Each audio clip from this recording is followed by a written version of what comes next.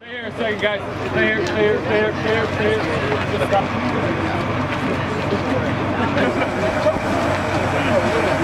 Going to build a 3-bedroom home here for a single mom that has 3 little boys. You know, we're just trying to get out here and help out as much as we can.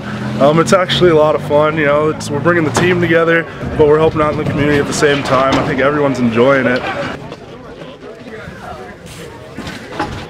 We're cleaning up this trash here from the house that burned down. Kind of feel at home here. I've done quite a bit of this work with my dad at home, and you know, we've got a pretty good little assembly line going on here, and fun, you know, team bonding and helping out a family in need. So they're gonna get a new family set up in this house, and they're getting ready to build a new house for a mother and 3 kids. And for us to be able to help, you know, make that dream become a reality for her it's great. I think everybody feels really good about it, and we're enjoying it at the same time.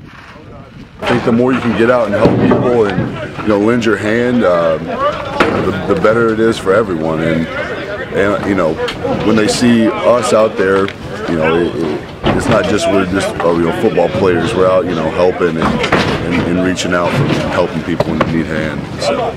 I think it's extremely important. You know, we've got a big group of guys, and you know, when we can come together collectively and help out, I think, you know, I think it's our duty. Honestly, I mean, we have people come out to our games and support us, and I think it's, you know, really important that we do the same for them.